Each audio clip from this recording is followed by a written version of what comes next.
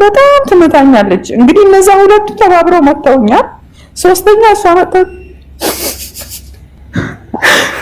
አይዞሽ በእናትሽ በማርያም አታልቅሽ ጋይስ። የሚያለቅስ ኢሞጂ ቤቱ ነው የሚዘጋው ሀሳቧን ራሱ ሳጨርስ። ለሁሉም ጊዜ ያለው ገና ትናንሾቹን አድርጉ። ጀነትዬ ቆይሽ ማሪ በእናትሽ አታልቅሽ። ከዛ በኋላ የቺሲ ይቀርባል። ያ ምግብ በሚቀርብ ሰዓት በቃ ኩፈለ። ምክንያቱም በጣም አሳዝኖኛል። እዚህ ጋር እናት ሞታብኛለች። እዚህ ጋር እህት ወንድሞቼ ገጠር ናቸው። አባቴ ገጠር ነው። ለኔ ከጎኔ የሚይዘው ማንም ሰው የለምና በጣም አዝኛለሁ። አልበላም እላለሁ። ከዛ ተነስቶ ሲገርፈኝ ካፍንጫዬ ደም ይወጣል ማለት ነው። ካፍንጫዬ ደም ይፈሳል። ያ ደም እየፈሰሰ እዛ ምግብ ላይ ያ ደም እየፈሰሰ ያንን ምግብ ከደሜ ጋር በላሁት ማለት ነው። ከደሜ ጋር ያ ምግብ በላሁት። ምክንያቱም እየተገረፍኩ ነው ብዬ ምግባለውና ያ ምግብ ከደሜ ጋር በላሁት። እነዛ ሆነ ጊዜያቶች አለፉ። ያቺ የማሳድጋት ልጅ አደገች። ወደ 5 ዓመት ምናምን ከነሱ ጋር ኖርኩ። መጨረሻ ላይ በቃ እኔ ካደብኝ በኋላ በቃ ሌላም ልጅ መውለድ አልፈለጉም፣ እኔንም አልፈለጉም። ወደ ገጠር ሊያስገቡኝ ሆነ። እኔ ደግሞ ወደ ገጠር አልገባም ብዬ ስለምናቸው ወስደው ሰው ቤት አስገቡኝ ማለት ነው። እኔም ያው ኢትዮጵያም ሰርቻለሁ፣ እዚህም ሰርቻለሁ። እንግዲህ ከሁለቱ ያው እዚህ የአረብ ሀገር ይሻላል ብዬ ነው የማስበው። ምክንያቱም ኢትዮጵያ ውስጥ ቢያንስ 5 6 7 ቤቶችን አይቻለሁ። ሳያቸው እንግዲህ ብዙ እንደ ውሻ ነው የሚያዩት። ሰው ለሰራተኛ ምግብ ሲሰጡ የሚሰጡት ሳህንም የተለያየ ምናምን ነው። ደግሞ ሲሰጡ ደግሞ በቃ በጣም የወረደ አስተሳሰብ አላቸው። ወደ ሳሎን እነሱ ቲቪ ምናምን እያዩ እቃ ምናምን ይዤ ምናምን ሲሄድ ያለ እቃ ምናምን ዝም ብዬ እቃ ማነሳው ነገር አለ ምናምን ብዬ ወደ ፍለፊታቸው ወደ ሳሎናቸው ለምን መጣሽ? ምን ፈልገሽ ነው? ምንድነው ለምን መጣሽ ይላሉ። እና ሲቀመጥም ሀቢባ እንዳለች በሩ ስር ነው የሚያስቀምጡት። ቁጭ በዚህ ጋር ብሎ ኩርሴ ነገር አለ፣ ደረቅ ኩርሴ ማለት ነው፣ በእንጨት የተሰራ ማለት ነው። በዛ ምናምን ነገር ነው የሚያስቀምጡት። እና ወይም ከኩሽና አንድ ቤት ላይ ደግሞ ከኩሽና አትውጪ፣ ለምን ወጣሽ ከኩሽና የሚሉበት ጊዜ አለ። ደግሞ ወጣለሁ። አንድ ጊዜ ደግሞ ስራ ጫና በዛብኝ አልሰራም ብዬ እንትን ስል ደግሞ ምንድነው ያደረጉ ቤት ውስጥ ያለው ልብስ እንዳለ አውጥቶ ይሄን ሁሉ ይጠቢ አሉ። ከጧት ጀምሬ ጧት 12 ሰዓት ላይ ልብስ ማጠብ ጀምሬ ማታ 4 ሰዓት ላይ እስከሚጨርስ ድረስ ቤት ውስጥ ያለው አንድ ንጹህ ቆሻሻ ሁሉንም አንድ ላይ ይሄን አጥበሽ ትወጫለሽ አሉ። እሱን አጥቤ ምንድነው ይሄ ሁሉ ልብስ ሰው ጎረቤት ሰዎቹ ድንገት ሰው እነሱን ፈልጎ ምናምን ሲመጡ ምንድነው ይሄ ሁሉ ልብስ ምንድነው ይሄ እግዚአብሔር ይርዳሽ እስኪሉ ድረስ ማለት ነው። እና በጣም ኢትዮጵያ ላይ በጣም ትንማሉ። እዚህ ደግሞ ያለውበት ያው ከነሱ ጋር ሶፋ ላይ እንቀመጣለሁ፣ ከነሱ ጋር አብሬ ቁጭ ብዬ እበላለሁ። ሰው ሁሉ ደግሞ አንድ ነው ማለት አይደለም። ክፉም አለ መልካም ሰው አለ። ሰው ሁሉ አፈጣጠራቸው ልክ አይደለም። ያው እኩል ነው ብለን አናስብም። እና እዚህም እግዚአብሔር ይመስገን እስከ 3 ቤት ቀይሬ ሰርቻለሁ። ግን 3 ቤትም ይሄን አላስጸያፊ ነገር አላየሁም። እነሱ የሚበሉትን አሳ ከበሉ አሳ በላለሁ፣ ዶሮ ከበሉ ዶሮ ከነሱ ጋር በላለሁ እንጂ ኢትዮጵያው ለምሳሌ እነሱ እንጀራ ወጥ ምስር ወጥ እየበሉ ለኔ ምስር ወጥ አይሰጡም። ምንድነው የሚሰጡት? ኩርፉፋ ነው የሚሰጡት።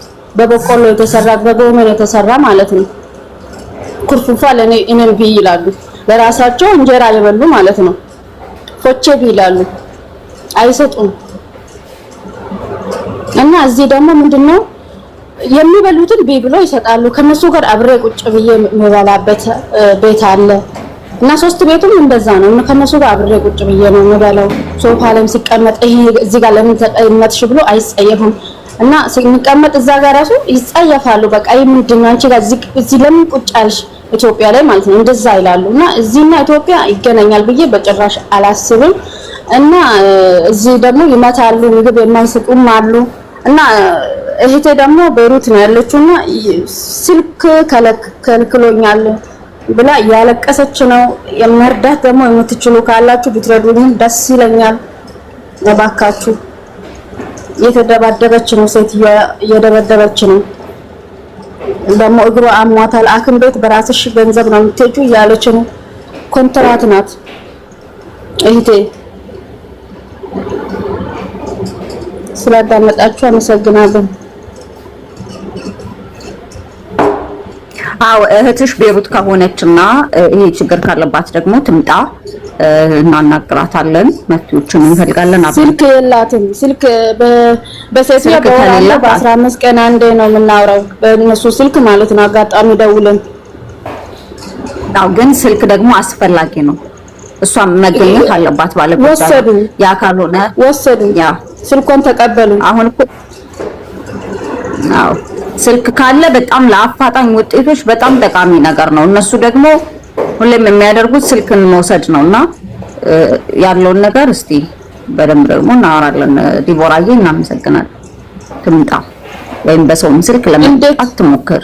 ኧረ እንዴት ትመጣለች? የሴትዮ እየደበደበችኝ ነው፣ እባካችሁ መፍትሄ ፍጠሩልኝ ያለች ነው። እንግዲህ ስልክ ልናገኝ ያመጣት መክተቧ ስልክ ቁጥር አለሽ? ፓስፖርቷ እጅሽ ላይ ነው? እሷ ኮፒ አለ አለ። አዎ እነሱ ካሉ እሱ ጋር ተደውሎ መፍትሄ ይፈለጋል። ያኛው ጋር ኢትዮጵያ ያለው ስልክ አያነሱም፣ ስልክ አያስተናግዱም፣ አያስተናግዱም እምቢ አሉ። ስልክ ካላነሱ ይደወላል። ሌበር ኦፊስ ይደወላል።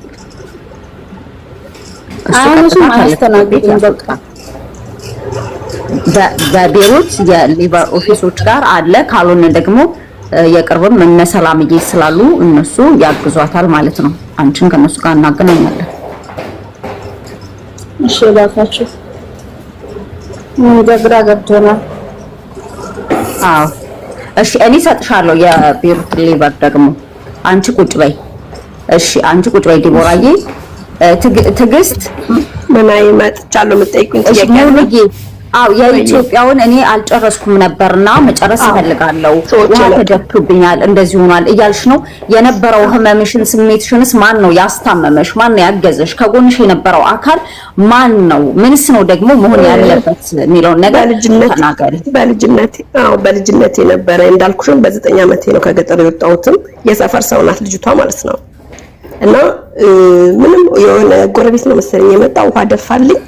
ደስ የሚለው የቱ ላይ ነው አጥሚቱ የደፋችብኝ? አናቴ ላይ። ይሄ ምንድነው ፀጉሬ ላይ። ፀጉሬ ደግሞ እንትን ነበር ጎፈሬ ነበረ። እየሰማችሁ ነው? አዎ እየሰማን ነው። በመሃል ስለማንገባ አድማጭ ስለሆነ ቀጥታ ፀጉሬ ጎፈሬ ስለነበር ፀጉሬ ላይ ነውና የደፋችብኝ። ወዲያው ቧንቧ ነበር፣ ቧንቧ ወሰር ተረፍቼ ውሃ አፈሰስኩበት። በጣም ያደርኩት ከፈርቻት ሳል ነበር ግቢው ማለት ነው። ሳሉ ስለ ራሱ የተኛውት እስከ ጠዋት የባሰ ፈርቻት ማለት ነው። ከጎረቤት ሰው መጣ ምናምን ነው እንትን ያልኩት። እና ደግሞ ይሄ እግሬ ታፋይ ጋር ነው እንትን ነው ሳቱ የእንትን ይሄ ምንድነው ያቢሏ ያልኩሽ ማለት ነው። ይሄ ሁሉ አንድ ናት። አጥሚቱ ውሃው አንድ ሰው ነው እንትን ያለችብኝ የደፋችብኝ። የሰፈር ሰው ናት። ለዛውም አደራ ተብላ አስተምራለሁ ብዙ ነገር አደርጋለሁ ብላ ነው ያመጣች። እና እንኳን ልታስተምረኝ እንደዚህ ያረጋችኝ። ያው እግዚአብሔር ይመስገን ይኸው እዚህ ደርሻለሁ። አሁን ስለሷ ጥሩነት ነበር ማወራው የነበረው፣ ግን ይሄው ክፋቷን አወራለሁ። እና የኢትዮጵያ ማዳምና የአረብ ማዳም በፍጹም እኔ አንድ አላረግም። በእርግጥ አሉ በጣም መልካም ሰዎች አሉ። አሁን እኔ እንደዛ በሶቪየት እንትን ብያት እናቴ የሆነች ማረፊያዬም አለች። ደግሞ ጥሩም እንዳሉ መጥፎም እንዳሉ ጥሩዎች አሉ።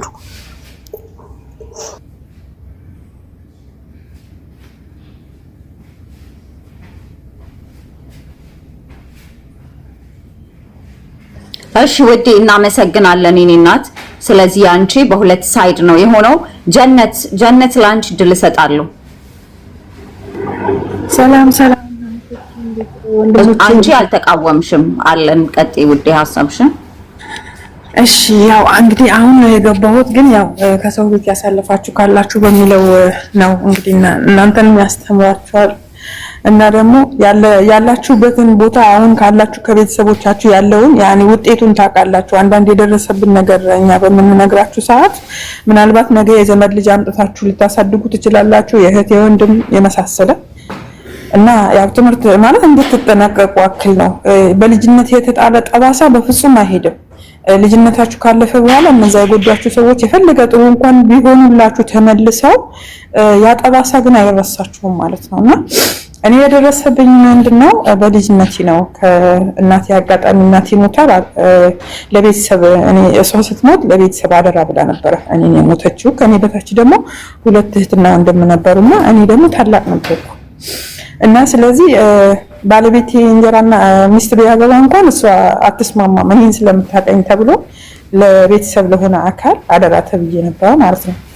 ከዛ አጋጣሚ እናቴ በሞተችበት ያ የቤተሰብ አካል ስም መጥቀስ ስለማልፈልግ ነው፣ ያ የኔን ቤተሰብ ስለሆነ ማለት ነው። እና ያ የቤተሰብ አካል ለለቅሶ በመጣበት ለሱ አደራ ስለተሰጠው ለቅሶ ሲያልቅ እኔን ይዞኝ ወደ አዲስ አበባ ወጣ ማለት ነው። ከዛ ወደ አዲስ አበባ ወጣ። ያ የቤተሰብ አካል ያ ኑሯቸው ዝቅተኛ ነው። በእርግጥ ያው አደራ ስላለበት ብቻ ነው እኔን የወሰደኝ እና ስለዚህ ይዞኝ ሄደ። እኔ በዛን ሰዓት ቢያንስ 8 ዓመት ምናምን ቢሆን ነው እድሜ እና በዛን ሰዓት ባለቤቱ እርጉዝ ነበረች። እኔ በወጣሁበት ሰዓት ሌሎች ደግሞ ከ3 ልጆች ደግሞ አሉት ማለት ነው እና 3 ልጆች ተማሪዎች ናቸው። እኔ ቤት ውስጥ ነው የምውለው፣ እሷ ደግሞ ስራ ናት፣ እሱም ስራ ነው የሚውለው እና የቤት ስራ በዛ በ8 ዓመት እድሜ የቤት ስራ ወጣች። ቤት አጽድቼ ምናምን ሁሉ ነገር አድርጌ ጠብቅ ነበርና በመሀሉ እሷ ወለደች። እሷ ከወለደች በኋላ ያቺን ልጅ ማሳደግ ጀመርኩ ማለት ነውና ማንኛውም ጥፋት ትላልቆች የነዛ ልጆች 2ቱ እነዛ ከ3ቱ መሀል 2ቱ የኔ ታላላቆች ናቸው፣ አንዱ ብቻ ነው የኔ ታናሽ እና እነሱ ባጠፍኩ ቁጥር በሙሉ እኔ መታ ነበረ፣ በጠፋ ነገር በሙሉ እኔ መታ ነበረ። በጣም እበደል ነበር። ግን ሰው ሲመጣ እንግዳ ከውጪ ሲመጣ ምናምን በቃ እሷ በጣም ለኔ ጥሩ እንደሆነች ምናምን አክት ታሳይ ነበር ማለት ነው። በጣም አክት ታሳይ ነበር። እኔ ልጅም ቢሆን አይ ነበር፣ ግን ለመናገር ደግሞ አልችልምና አንድ ጊዜ ትዝ ይለኛል በጣም ማረሳው ጠባሳ። በአጋጣሚ ከነዛ ከ2ቱ ትላልቆቹ መሀል ከአንደኛው ጋር በጣም እጣላለሁ። ከዛ በኋላ ከኔ በታች የሆነው ታናሽ ደግሞ ይመጣና ከኋላ ይረግጠኛልና አጋጣሚ ያ ከኔ ታላቅ የሆነው አቅም ስለሌለኝ ፊቱን ባጨርኩት ማለት ነው። ፊቱን በመዋጭረው ሰዓት 3ታችን በምንደባደብ ሰዓት ማን ይመጣል? ያቺ ታላቅ የሆነችዋ ትመጣለች ማለት ነው። ትመጣና ተያይዘን ስለነበረ ትበትነላለች፣ እነሱ ይወጣሉ። እነሱ በሚሮጡ ሰዓት እሷ ትመጣና አይዞሽ ያልፋል እኮ ያለፈ ታሪክ የኔ ታላቅ የሆነች ትመጣለች፣ ትመታኛለች። ከዛ እኔ ምንም አይደለም፣ ወንድሞቿን ግን ልትመታ አልቻለችም። ምናልባት 3ታችንን እንድትመታ ማለት ነው። እነሱ ወጣው አመለጡ። ከዛ ፊቱ ደግሞ ተወጭሮ ነበር ያኛው ማለት ነው። ፊቱ በደንብ ተወጫጭሯል፣ ቧጭሬዋለሁ ማለት ነው። ከአቅሜ በላይ ስለሆነ ወይ ፀጉር ነው መያዝ አለብኝ ወይ ፊት ነው መያዝ አለብኝ በዛ ጊዜ። ከዛ በኋላ ማታ ትመጣለች እናት፣ ፊት ወንፊት ሆኗል ልጁ። ከዛ ምንድነው ሲባል እሷ ናት የመታችኝ ይላል። ከዛ ቅጥቅጥ ነው የምታደርገኝ ማለት ነው። ቅጥቅጥ ታደርገኛለች። ባለቤቱ ነው የቤተሰብ አባል ባለቤቱ ነው፣ የኔ ዘመድ ባለቤት ነው ማለት ነው፣ ባልየው ነው። እና ከዛ በኋላ ምንድነው የሚሆነው? እሷ ትመታኛለች ምናምን። ከዛ እሱ ማታ ይመጣል፣ እራት ምናምን ይቀርባል። እራት ምናምን ይቀርብና እኔ አኩርፋለሁ። ምክንያቱም 3 ከእናት ጋር 4 ሰው ነው የመታኝ ማለት ነው። ግን ያ የቤተሰብ አካል የሆነው ባል አያውቅም፣ መመታቴ ምናምን አያውቅም። ብቻ ምን ሆነሃል ይለዋል ልጁ። ፊት ምን ሆነ ነው ዛሬ ደግሞ ከማን ተጣላ ሲባል እናቱ ወጣና እኔ በቃ እቺ ልጅ ማኖር አልፈልግም፣ አይኗን አልፈልግም፣ አስወጣልኝ ብለዋል። አልፈልግም አይኗን ማለት ልጆችን ልጨርስብኝ ነው ትለዋለች። ከዛ አንስቶ እሱ እንደገና በቀበቶ መግረፍ ይጀምረኛል ማለት ነው። መግረፍ የሚጀምረኝ ገርፎኝ ዝም ይላል። መጨረሻ ምግብ ይቀርባል። ምግብ ሲቀርብ እኔ አልበላም እላለሁ። ምክንያቱም በዛን በኔ ዘመን ለብቻችን በሰሃን ነው የሚሰጠን ለሁላችንም። በእርግጥ በምግብ ምናምን አይለዩኝም፣ እኩል ነው የሚሰጡኝ ምግብ። እኔ ያው እንደ ውጪ ሰው ምናምን አይደለም፣ በምግብ አልጎዳም፣ የበሉትን ነው የምበላው። እዚህ ጋርም ደግሞ ሀቅ ያለን ነገር መናገር ጥሩ ነው እና ያ ምግብ